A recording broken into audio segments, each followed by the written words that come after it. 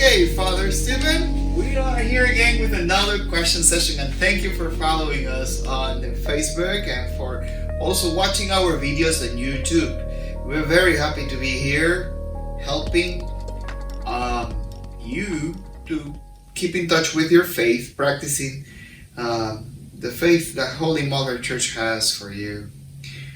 Father Stephen, welcome. How are you? Good, thank you.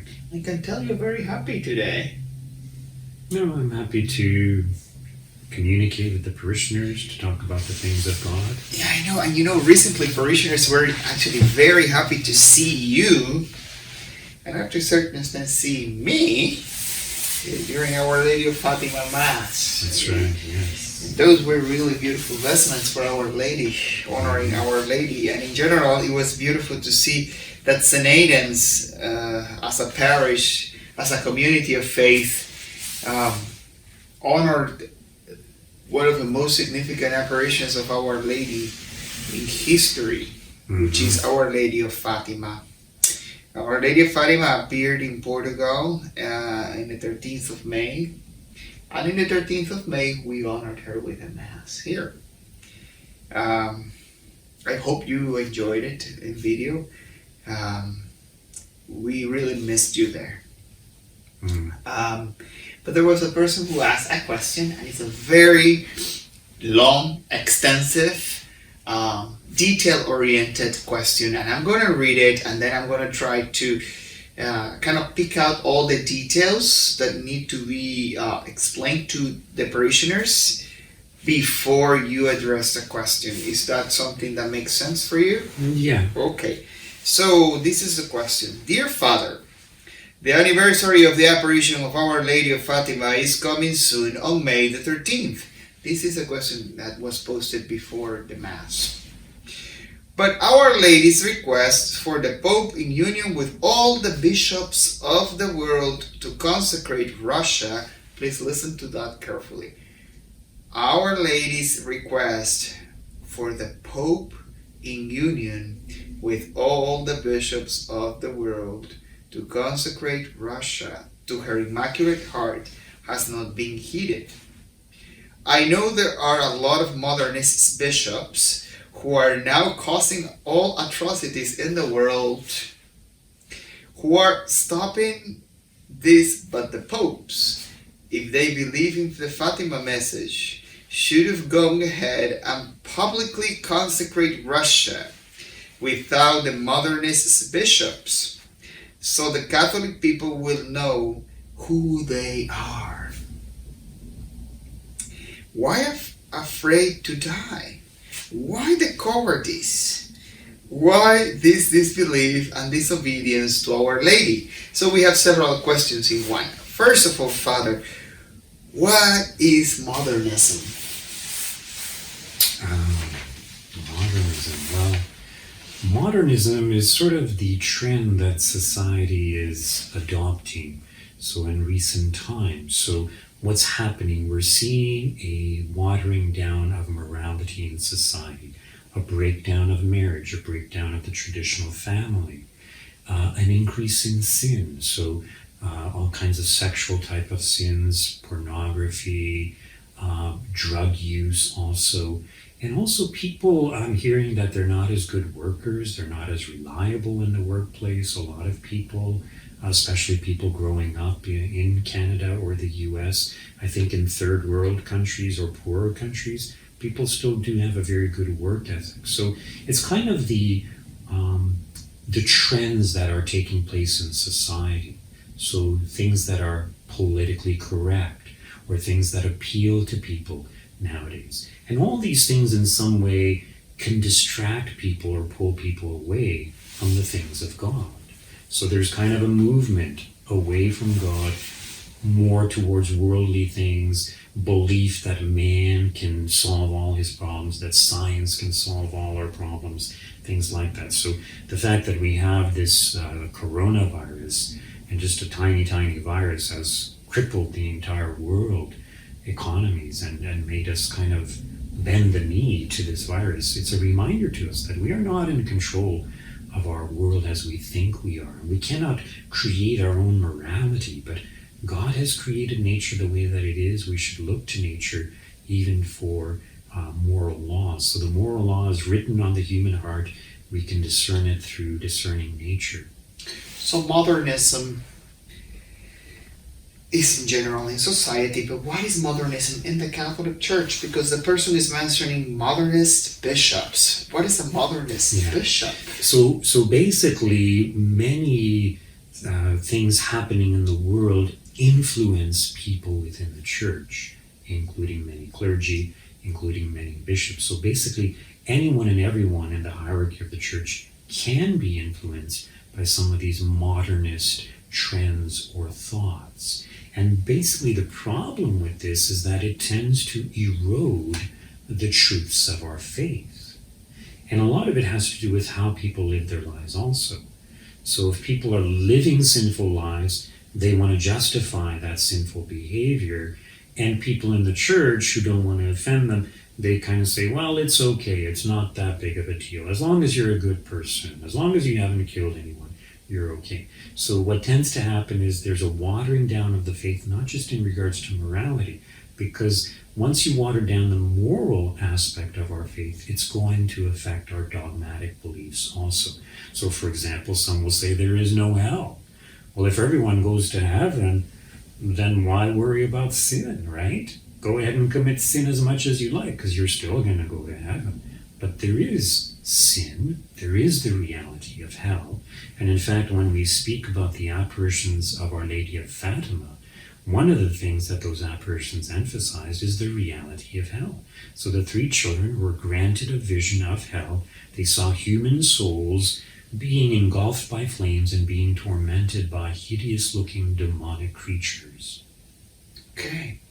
I know the visions of Fatima. The apparition has a message that is very it's very eye-opening. Mm-hmm. It's not a message for just one specific group of a population. It is a message for the whole world, because when the message goes to the church, it's not talking about a building. We're just talking about a priest or nuns. It's for the whole world. Mm-hmm. But also,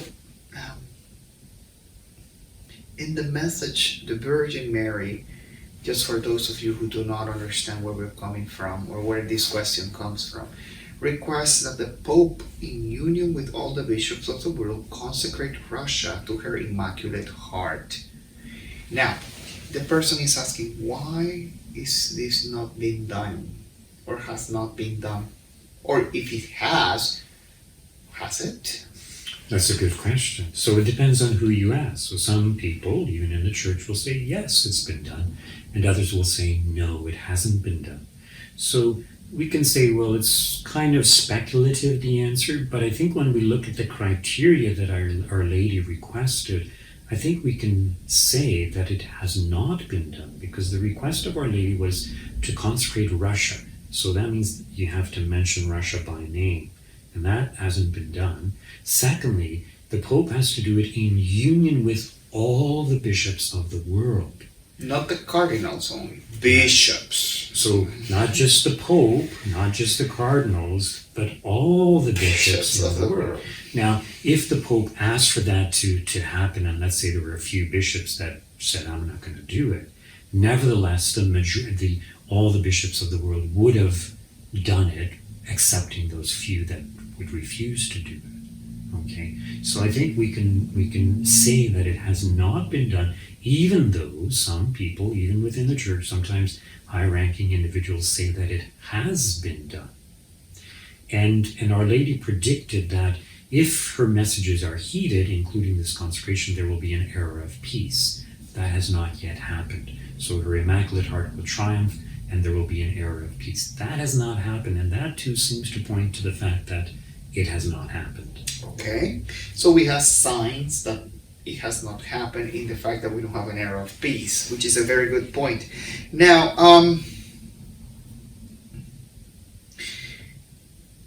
there was a consequence of not consecrating Russia to the Immaculate Heart of Mary. And by the way, the Immaculate Heart of Mary is not just something physical. A lot of people think that it's just a physical thing.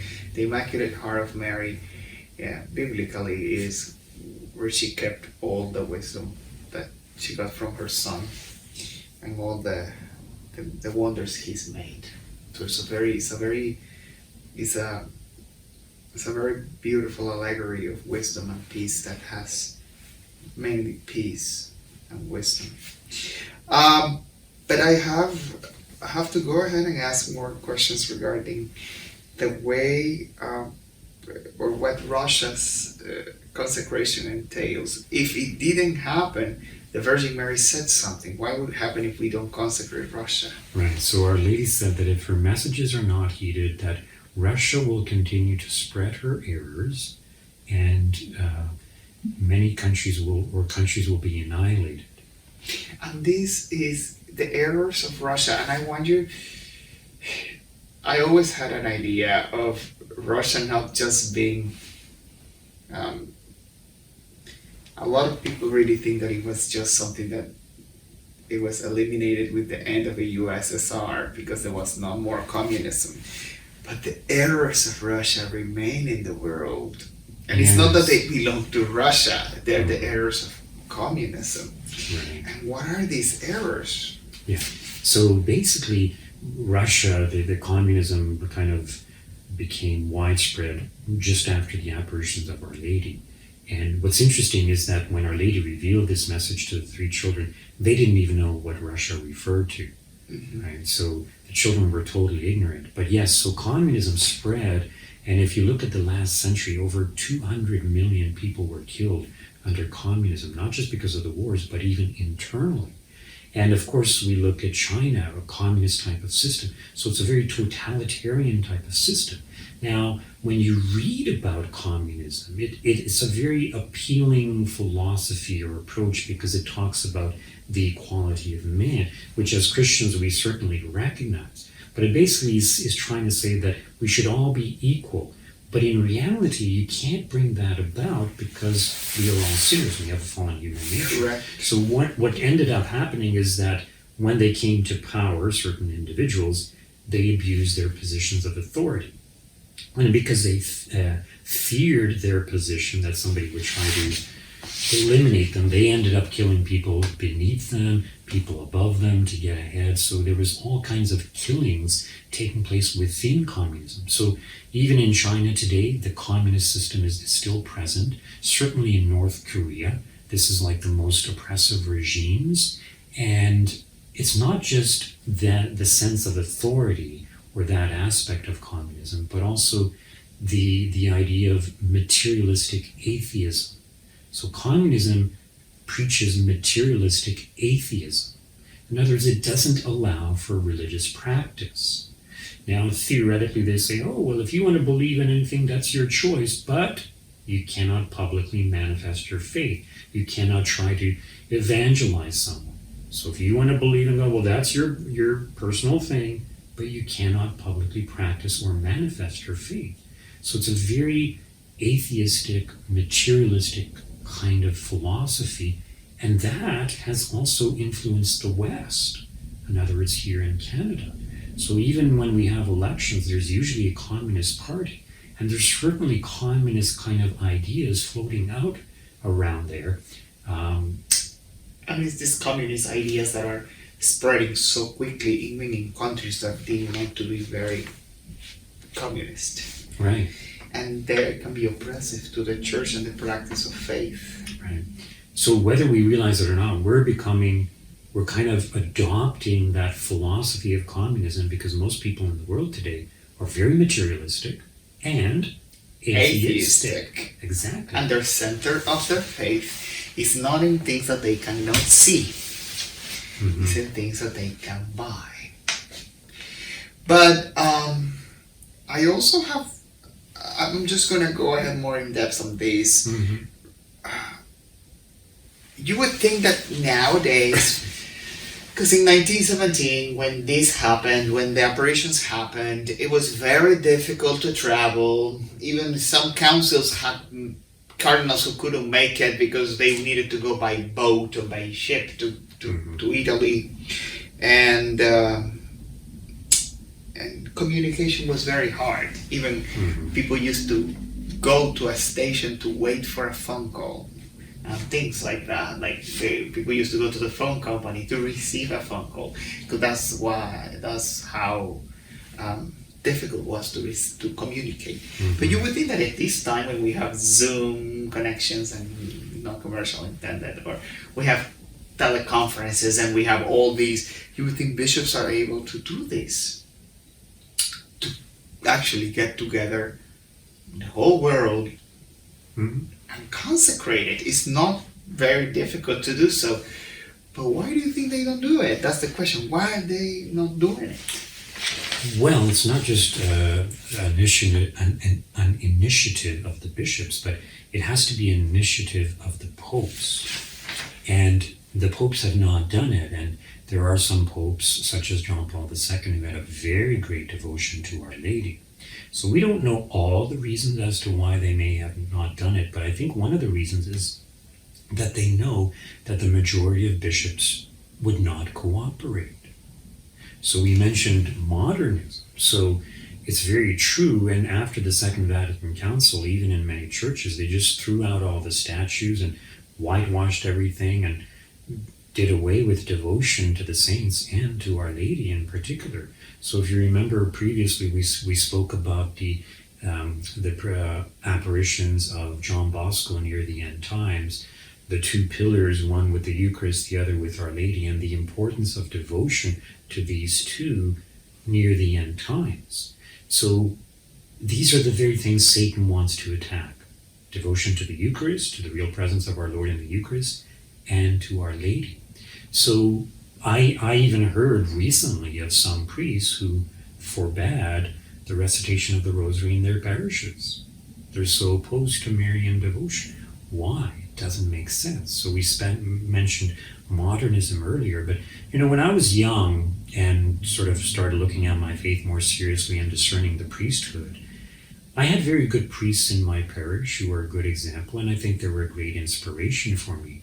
But I had this assumption, and I think this is an assumption that many people have, is that all priests are pretty good, pretty holy people, right? But then when I started studying the priesthood and met a lot of priests, and it's like I met all kinds of priests, and they are definitely not all holy. So we are all human, but we are all called to holiness.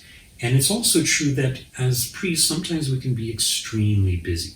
And bishops are even busier because they have so many meetings to go to.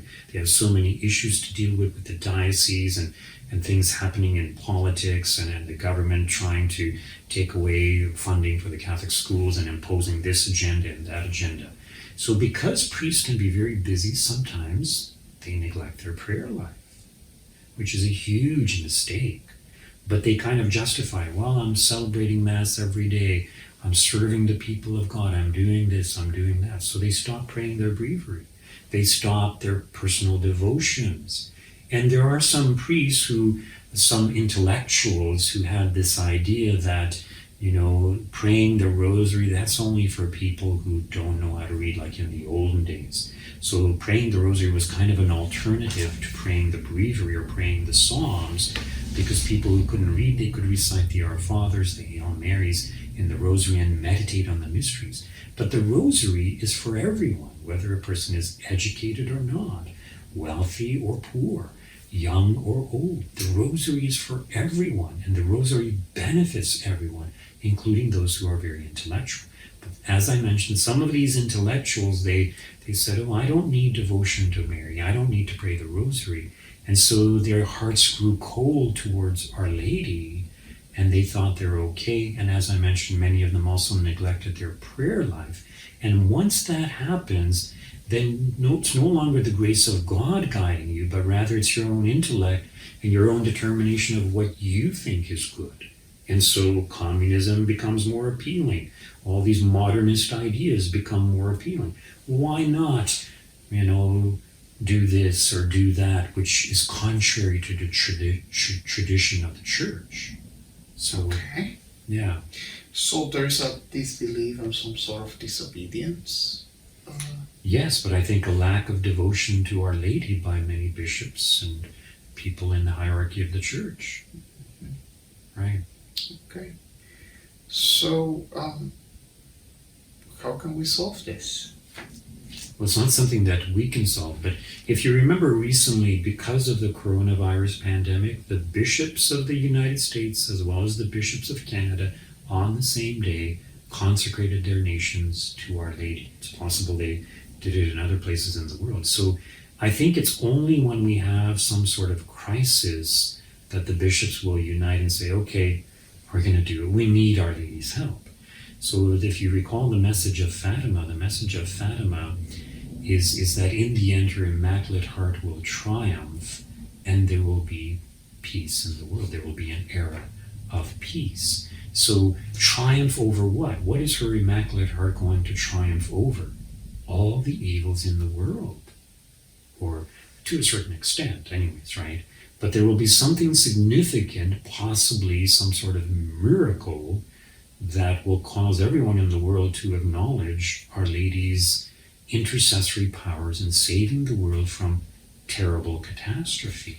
Okay, so COVID-19 is something terrible, but theoretically there could be a lot worse, because Our Lady said if people did not stop offending God, there will be another worse war to punish mankind. So we're bringing these punishments upon ourselves.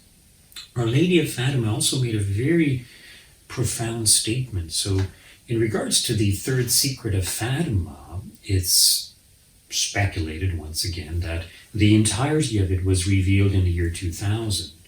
But there seems to be evidence that it wasn't completely revealed. In other words, the explanation to the vision, which Our Lady normally gave after each vision that the children had, is lacking. And that may have something to do with why the popes haven't brought about the consecration or haven't asked the bishops to join in making that consecration. But one of the things pertaining to the third secret is that the dogma, Our Lady stated that the dogma of the faith will be preserved in Portugal. The dogma of the faith will be preserved in Portugal. So Portugal is where Fatima is, where the apparitions took place. Okay. Now, what is implied by this? And once again, this is just speculation. What is implied by this is that the dogma of the faith will be lost to a certain extent in all other countries. What does this mean? It means modernism, the influence of the world, will infiltrate the church so much that we will have bishops and various people in the hierarchy corrupting the faith, not just watering it down, but introducing practices that are contrary to the faith. And this is to be expected even when we read the Bible. So our Lord makes the statement, if the time of his coming had not been shortened, no one would be saved, which implies that not even the Pope or the bishops would be saved. So in other words, the influence of evil near the end times, especially as you mentioned with social media, being able to influence people, people will lose the faith even within the church. We also know from communists who have converted, there's a communist, Belladot, she makes the claim that the church was infiltrated by communists. There are other groups also who are intent on destroying and corrupting the church, who've also infiltrated the church and have risen up in the ranks, and they want to corrupt the truths of our faith. So it's not just that some people don't have a devotion to Our Lady, some people are actually opposed to everything Catholic, but they're in positions of authority. In the church. In the church, yes. So Russia will spread hers then. That's right, yes. Now, in recent times, Russia has become more religious. It's very Christian. Yeah, they're Orthodox primarily, and there seems to be a revival, which I think is very good. Vladimir Putin, the president of Russia, is a very devout Orthodox Christian, which makes me wonder, now that the president is Christian in Russia, and they have this huge devotion, and they also have a very young, the Orthodox Church in Russia has a young population attending churches, and the priesthood in general is younger than ours. Like the priesthood very young compared to the Catholic priests, and they're all local as well. They don't have to import priests. It's a great opportunity, I don't think they will oppose the consecration of No, Our Lady. and to tell you the truth, that may actually have been one of the reasons why the popes may have been hesitant, because of how Russia will respond, right? So they're trying to bring about reconciliation between the Orthodox and the Catholics. So they're trying to be prudent, I think. But I think it's also true to say that any private revelation, such as the apparitions of Our Lady of Fatima, even though it's such a huge event witnessed by 70,000 people and the miracle of the sun, because it's private revelation, you don't have to believe in it. Okay. So it's theoretically possible that there are some in the church, in the hierarchy of the church, who don't believe in Fatima. Even the church has approved it. That's very possible. Father, just one more thing. The person is asking if this consecration is done, we will be able to see who the modernist bishops are.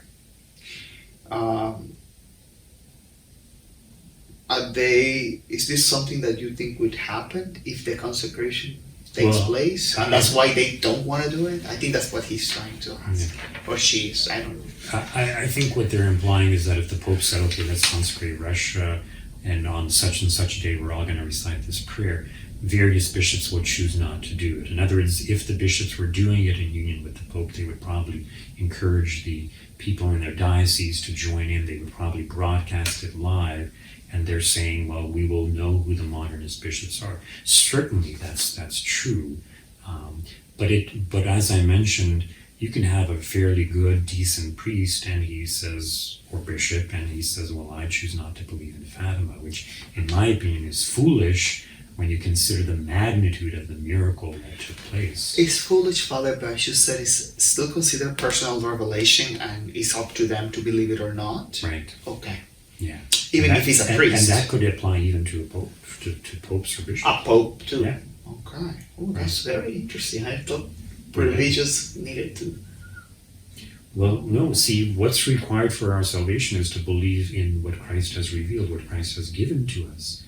Later apparitions, such as our Lord appearing to St. Margaret Mary Alacoque, the Sacred Heart, or even Fatima or Lourdes, or Medjugorje. Well, Medjugorje is not totally approved. They've approved the first few visions, but it's still ongoing. And as long as some apparition is ongoing, the Church can't make a definitive statement anyway. So we're only talking about official, clearly approved apparitions. I think these are Miraculous Medal, Fatima, Oh, there's quite Lourdes, Guadalupe. There's quite a lot of them. Okay. Yeah. So those are things that can enhance our devotion, enhance certain aspects of our faith, but they don't change our faith, right? So even if the Pope were to declare Mary mediatrix of all graces, that's something that most Catholics already believe. So it wouldn't be something new, something added to our to the revelation that Christ has given to us. Okay.